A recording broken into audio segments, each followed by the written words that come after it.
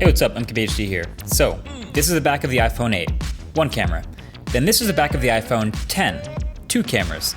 This is the iPhone 13 Pro, three cameras. This is the back of the Galaxy S22 Ultra, four cameras. And you better believe there are some phones out now with five cameras. We've just gotten very used to the idea of smartphones having lots of cameras on the back. It's even become a little bit of a status thing. Like when you see that phone with several cameras on the back, you kind of know that that's one of the more premium ones. So this Sony phone may look like a bunch of the other ones that we've talked about, and kind of just like a lot of other Sony phones. And it has all the Sony stuff that we've come to expect over the years, but it has one really key feature up its sleeve that makes it very different. See, there's other types of phones. When they have three cameras, for example, they have three native focal lengths. Typically, it's an ultra-wide, a standard, and a telephoto. So that's awesome if you just hit the 0.5x button for an ultra-wide or just hit the 3x button for that telephoto shot. Those are basically native optical zoom, but everything in between is just going to be digitally zooming between them. So if you zoom into 3.5x, that's basically the same as you cropping in slightly to a photo from the 3x camera after you take it. If you zoom into 2.5x, that's just zooming way into the 1x lens with digital zoom. You're not getting more detail, the photo won't necessarily look better, it's just purely for convenience.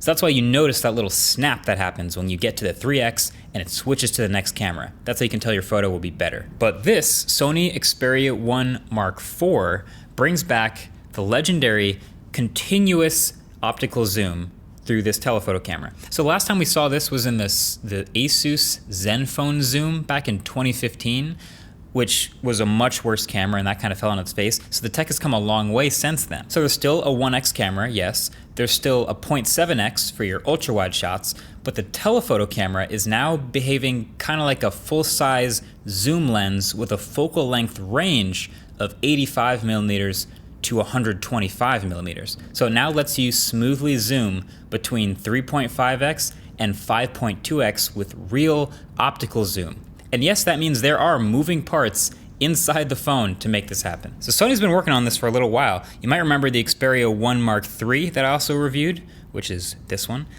which also had a pretty wild telephoto camera setup. This one with magnets snapped between 70 and 105 millimeters. So that was technically variable optical zoom, which is still super cool. It's like having two cameras in one in that telephoto camera. This one with continuous zoom is like having dozens of different focal lengths and dozens of cameras in one, just in that telephoto. Now any focal length between 85 and 125 millimeters will be perfectly native optical zoom. But again, it's more like having a real continuous zoom built into the back of a phone. Now, in practice, you can see here the zoom range is relatively small. 3.5x to 5.2x is not a huge zoom, but it does actually achieve its goal. This was the Xperia 1 Mark III at 70 millimeters, then snapped to 105 millimeters. Both of these are optical. Then this was when it was right in between, so just digital zoom.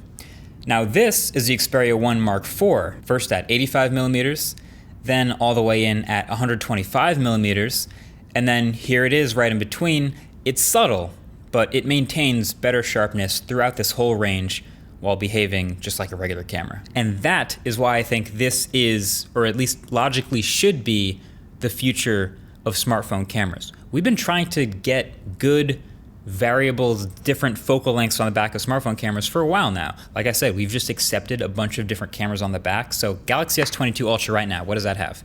That has a regular camera, an ultra wide, a 3x telephoto, and a 10x telephoto, so that it can balance between a variety of different focal lengths. Of course, 3x will be perfectly optical, and then 10x will sharpen again.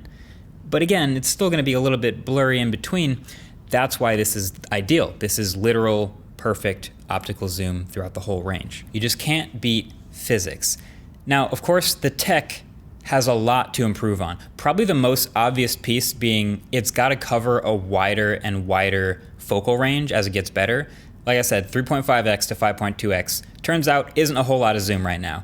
But imagine a version that goes all the way from 2x to 8x, and then maybe something does all the way from 1x to 10x, suddenly you don't need a separate primary and telephoto camera anymore. And so I was just kind of logically extrapolating. It seems like it would be such a cool idea if we went from one camera on the back to 2 to 3, and then as the tech gets better and better, we go from 3 back to 2 and then back to 1. But the more I think about it, I don't actually think that we can expect to reduce all of the cameras on the back of the phones now all down to 1, just because the physics problem is incredibly hard. Like if you look at a mirrorless camera, you have one sensor, but you still need to change lenses to go from ultra wide to a normal field of view to a telephoto. Even if they all can zoom, you really don't see often some casual lens that can do everything, like a 18 to 400 millimeter lens. Actually, I take that back, I just looked it up.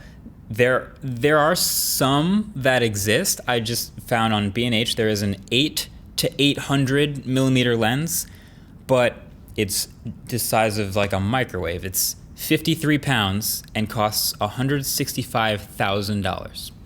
And that is the point here. This is a physics problem, basically, and all of the pain points of trying to solve that problem get magnified when you shrink it all down into like a tiny smartphone camera like this with these little itty bitty sensors that don't gather that much light and where there's not a lot of room for high quality optics. But high quality optics really is the key here. So that Zenfone Zoom that we talked about earlier, that phone had a single camera that did 28 to 84 millimeters. So that's about 1x to 3x zoom. And I never owned that camera or that phone, but from all the reviews I read, they all killed it for having really poor quality optics and really bad images as a result. And so that means the technology has definitely gotten significantly better since then, and hopefully that trend can continue. So I love that Sony's working on this. They stay really clever with it, obviously starting with turning everything sideways within the phone for the periscope zoom, and then using magnets to move around the optical elements inside in a super precise way. That is very impressive what they've achieved so far. So file this down as yet another Sony phone with a super impressive, technically well executed enthusiast feature. And then the rest of the phone built around it is exactly what you'd expect from Sony. It's an upgrade from the Xperia 1 Mark III that I reviewed less than a year ago. It's the same tall, matte black shape and design. You can barely tell the difference from the outside between the phones, but they do have some year-over-year upgrades thrown in. They've still got their incredibly overkill 6.5-inch 4K 120 Hz OLED display.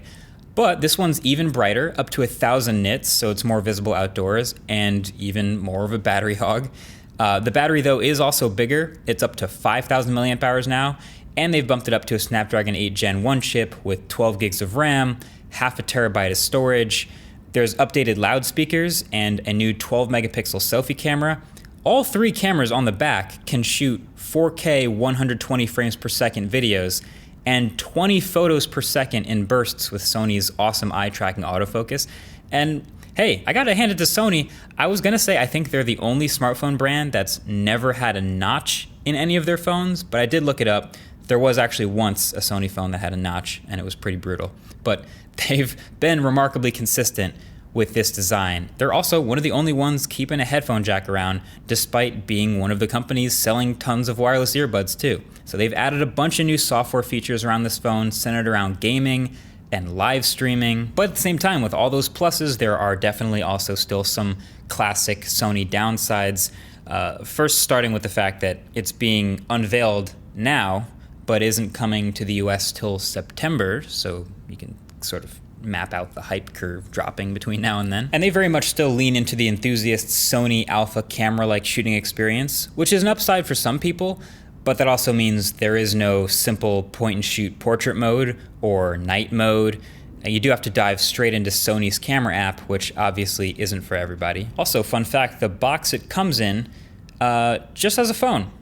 Yeah, just the phone. No charging brick. Also, no USB-C cable, no paperwork, just the phone. That's it. And it's gonna retail when it does land in the US for $1,599. So yeah, not for everybody. But hey, I gotta give Sony props because this is one of those things, like I really enjoy using these Sony phones. The software experience on them has kind of quietly become one of my favorite near stock Android experiences on any Android phone. They get their updates, they're smooth all the time. and they consistently deliver some innovative new stuff in every new phone they drop, and they refuse to be notched or headphone jack dropping like kind of the rest of the phones out. So I'm glad it exists. All right, that's been it. Thanks for watching. Catch you guys in the next one. Peace.